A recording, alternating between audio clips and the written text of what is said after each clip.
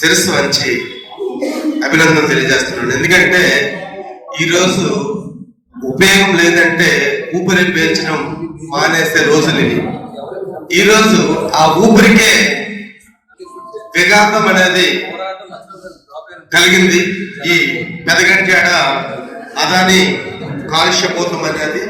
అందువల్ల ఇప్పటికైనా సరే మనం గాజువాక పురప్రజలనే మనం మేల్కోకపోతే భవిష్యత్తులో అనేకమైనటువంటి సమస్యలకి ఎదుర్కోవాల్సి వస్తుంది. ఎందుకంటే ఈరోజు సుమారు మనం ఏమనుకుంటున్నామంటే మామూలు ఎవరైనా 100,000 ఎకరాల్లో ఇండస్ట్రీస్ ఉంటాయి కదా, అటువంటి జస్ట్ 20 ఎకరాల్లో పెట్టే ఇండస్ట్రీ కాదని కొంతమంది భావన కూడా ఉన్నది.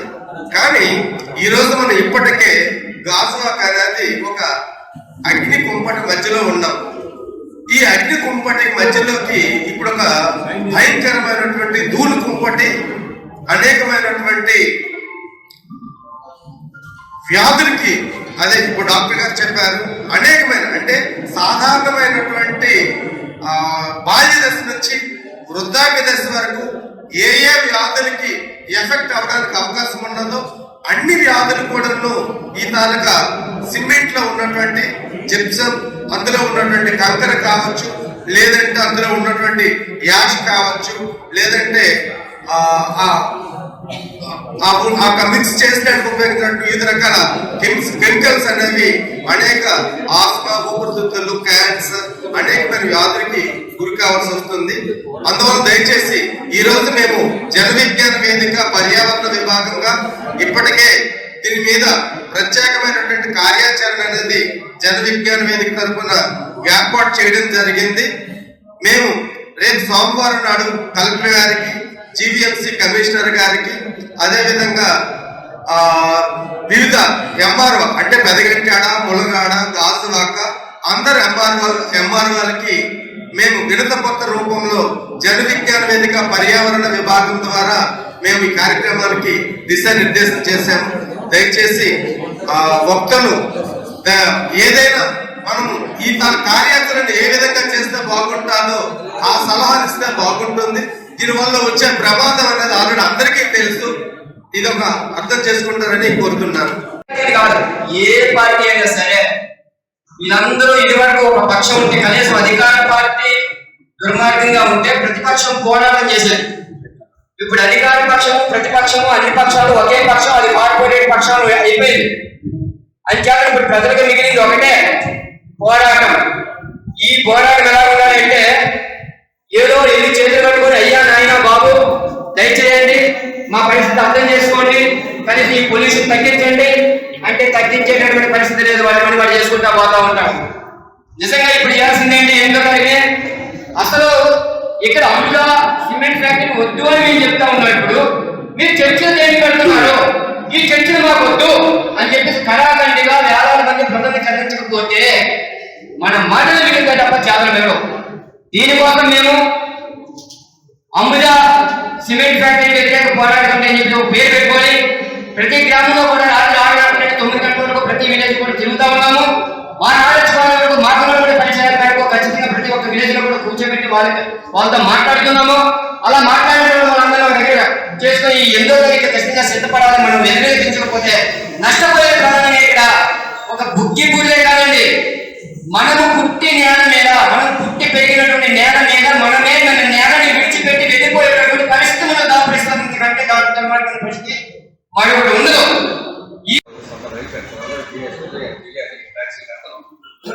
మిగతా కట్టాలి. మరి ఇంకోటి అభివృద్ధి గురించి రోడ్లు వేస్తానన్నారు. ఆ రోడ్లు ఇది అభివృద్ధి గురించి కాదు, అదాని ఇది స్పష్టత అన్నారు. ఇక్కడ ఉన్నటువంటి మన హాస్టల్ మీద దోషం చేస్తా ఉన్నారు. దాదాపు 13 వార్డులు వస్తాయి. 13 వార్డుల మీద మన మీద దోషం జరుగుతుంది. ఇటు వడ్లపూడి, శ్రీనగర్ మీద నుంచి ఈ మధ్యకాలంలో పెట్టారు. చాలా డెవలప్మెంట్ అనుకుంటున్నాం. చాలా డెవలప్మెంట్ ఏరియా అయిపోతుంది. మన గాలిలో అభివృద్ధి చూసుకున్నటువంటి అదంతా కూడా మోసం. ఒక పక్క నుంచి ఒక్క జట్టి ఇస్తే చాలు విశాఖపట్నం అడుగు పెట్టాడు. విశాఖపట్నం ఒక జట్టి గురించి వచ్చాడు ఆయన విశాఖపట్నానికి. పోర్టుకి 350 కోట్ల రూపాయలు బ్యాంకు నుంచి లోన్, ఆయన రూపాయి పెట్టుబడి లేదు, బ్యాంకు నుంచి అప్పు తీసుకొని లీజుకి తీసుకున్నారు.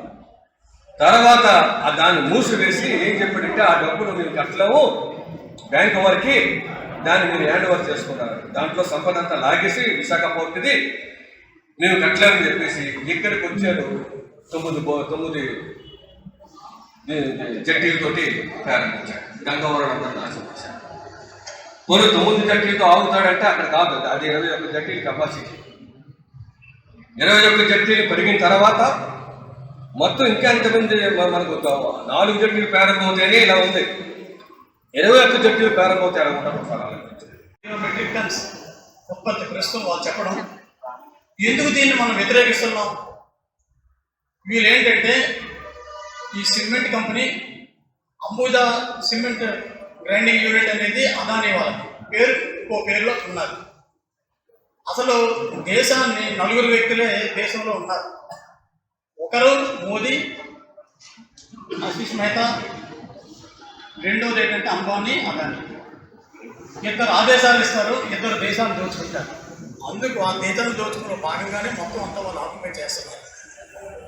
మిత్రులు చెప్పినట్టు 10 లక్షల మంది ఆ హింస తాలూకా ప్రభావానికి గురవుతారు. దాన్ని తీవ్రంగా వ్యతిరేకించాలి. అసలు పబ్లిక్ హియరింగ్ అనేది ఒక బోగస్. పబ్లిక్ హియరింగ్లో మనం వ్యతిరేకించిన దాన్ని రికార్డు చేస్తారే తప్ప దాన్ని పాటించమని ఆ చట్టంలో లేదు. పబ్లిక్ హియరింగ్లో 100కి 99%, 100% వ్యతిరేకించినా ఆ వ్యతిరేకించారు కాబట్టి నిలుపు చేస్తామనే అవకాశాలు అంత చట్టంలో లేదు. రికార్డు చేస్తారు, అది ఆ చట్టంలో ఇప్పటికే ఉంది. ఏదేమైనా మనం పాల్గొవాలి, దాన్ని తీవ్రంగా వ్యతిరేకించాలి. వ్యతిరేకించకపోతే భవిష్యత్తు పోతుంది, రోగాలమయమవుతుంది. ఇప్పటికే చాలా కోల్పోయాం. ఒక పక్క హిందూజా పవర్ ప్లాంట్ ఉంది, వీళ్ళు ఫ్లై చేస్తాం, ఇటుకలు తయారు చేస్తారు. ఇప్పటికే అనేక రకాల కారణాలతో పూర్తి ఆరోగ్యాలు పోతున్నాయి. పిల్లల భవిష్యత్తు పోతుంది. తీవ్రంగా వ్యతిరేకిద్దామని పాల్గొని మన అభిప్రాయాన్ని తెలియచేద్దాం. చాలా బాధపడుతున్నాను. అయితే ఏదో ఒక కార్యక్రమం చేయండి అని చెప్పారు, కానీ చేస్తున్నాము. అయితే ఇప్పుడు వచ్చి ఇంతవరకు ఉండేది ఒక సమస్య. చాలా పిల్లలకి సమాధానాలు చాలా వస్తున్నాయి సమస్యలు. అయితే ఇప్పుడు దానితో ఒకటి అదాని సిమెంట్ ఫ్యాక్టరీ, దీని వలన ఇంకా అసలు ఇప్పటికే బ్రతుకుతున్నాము. ఇదే కనుక వస్తే మనం ఇల్లు ఖాళీ చేసి పెట్టుకోలేము, అలా ఉంది. కానీ ఈ సెంట్రల్ గవర్నమెంట్ ఏంటంటే అదానికి అన్ని కట్టబెట్టి మనల్ని అంటే గొప్ప వ్యక్తి కోసం 10 లక్షల మందిని ఊరి నుంచి గ్రామాల నుంచి బయట పంపించాలని చూస్తున్నారు. అంటే జనాలు ప్రజల కోసం కాదు, ఒక వ్యక్తి కోసమే పరిపాలన ఉంది. మనం గ్రహించాలి. ఇప్పటికే మేము అదే గంగవరం రావడం వల్ల మంచి పర్యాటకంగా మారకుండా మన గాజువాక స్థాయికి వెళ్ళిపోయింది. ఎందుకంటే ఏడాది మంచి బీచ్ ఉంది, కానీ బల్క్ కార్గో వల్ల మనకు చాలా డౌన్ అయిపోయింది. ముందు అదాని గారు బల్క్ కార్గో ఆఫీస్ కంటైనర్ అనేది పెట్టుకోవాలి. అది కాకుండా ఇప్పుడు అంబుజా సిమెంట్ తో ట్రైప్ అయిపోయి గ్రైండింగ్ పెడతాం, ఇది పెడతాం అనేది అది కరెక్ట్ కాదు. ఇది యువతే కాదు, ప్రతి ఒక్కరు కూడా సంఖ్యలో అధిక సంఖ్యలోని పాల్గొని ఏడుతుంది. మీ ఉద్యమం మరింత స్ట్రాంగ్ అవుతుంది. దీంట్లోని సీఎం గారు కానీ పవన్ కళ్యాణ్ గారు కానీ మనం చూపెట్టే అంటే ఒక ఇది ఇవ్వాలి, ఒక మెసేజ్ ఇవ్వాలి. గట్టి మెసేజ్ ఉండాలంటే మన బలం అక్కడ మనం చూపెట్టుకోవాలి. 2000 మంది పైగా వస్తే మన ప్రాణం కాపాడుకోవచ్చు. 2000 మంది పైగా రాకపోతే ఖచ్చితంగా మన దేవుడి దయ వల్ల మాకు కొంత ఉన్నాయి కాబట్టి గాజుపోతున్నాం. లేదు అంటే మీతోని ఎలాంటి పొలిటికల్ కాన్సిక్వెన్స్ వచ్చినా ఫేస్ చేయడానికి మేము రెడీ ఉన్నాం.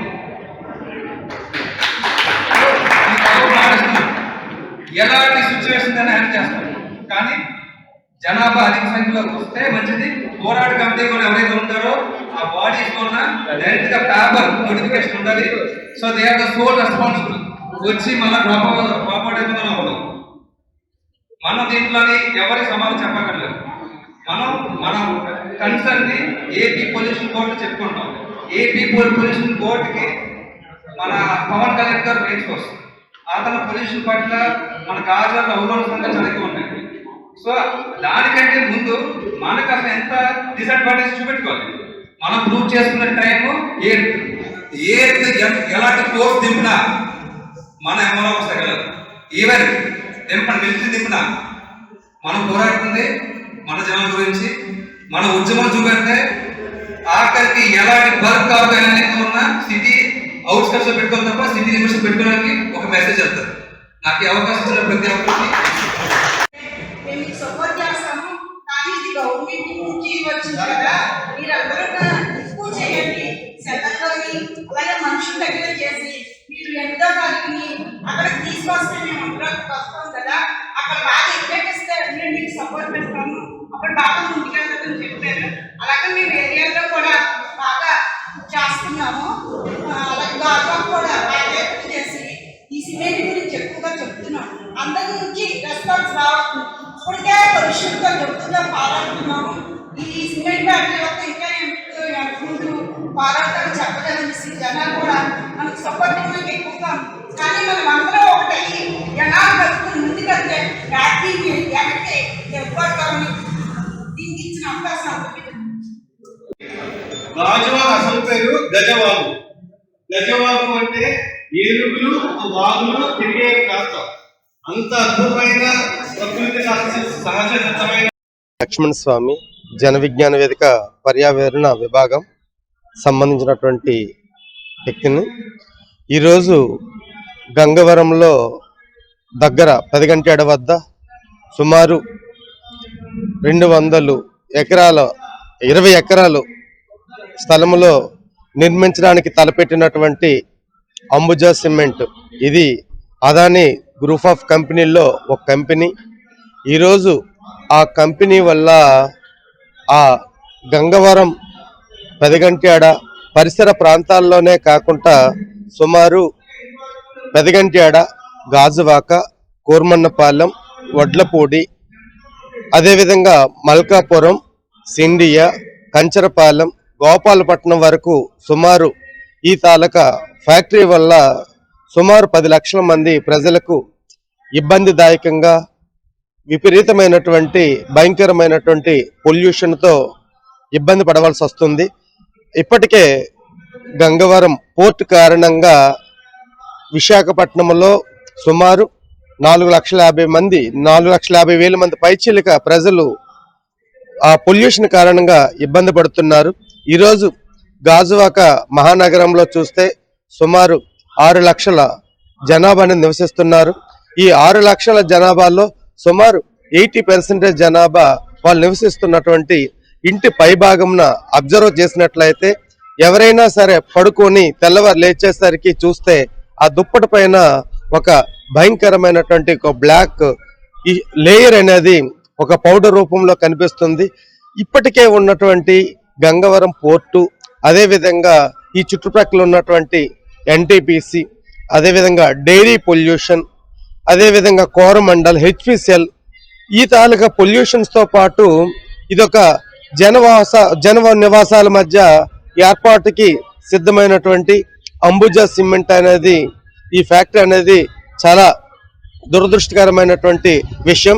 ఎందుకంటే ఈరోజు ప్రజలకి కనీసం తిండి, వైద్యం, ఈ కనీస విద్య వస్తువులు కూడా ఏర్పాటు చేయలేనటువంటి ప్రభుత్వాలు ఈరోజు విశాఖపట్నంలో ప్రధానంగా పారిశ్రామిక ప్రాంతమైనటువంటి ఈ గాజువాకలో నివాస ప్రాంతంలో ఈ ఇండస్ట్రీ పెట్టడం అనేది ఇది అనాలోచితమైనటువంటి చర్య. ఇటువంటి చర్యను వ్యతిరేకిస్తూ రేపొద్దున అసలు రేపు 8వ తేదీన హీరింగ్కి వస్తామన్నటువంటి ప్రభుత్వ అధికారులని అసలు ఈ తాలూకా జీవోని క్యాన్సిల్ చేసుకోమని మేము డిమాండ్ చేస్తున్నాం. ఇన్ కేసు ఏవైనా ప్రభుత్వ అధికారులు ఇప్పటికే తీసుకున్న నిర్ణయాల్ని వాళ్ళు అది క్యాన్సిల్ చేయకపోతే భవిష్యత్ కార్యక్రమాలకి ఎటువంటి పోరాటాలకైనా మేమందరం గాజువాక వివిధ రకాలైనటువంటి గృహ సముదాయాలు, డాక్టర్ల అసోసియేషన్లు, లాయర్ల అసోసియేషన్లు, అదేవిధంగా ఏ ప్రజా సంఘాలు ఉన్నాయో అన్ని ప్రజా సంఘాలతో కూడా కలిసి పోరాటానికి సిద్ధంగా ఉన్నామని తెలియజేస్తున్నా. Welcome to our YouTube channel. Don't forget to like, subscribe and share the videos.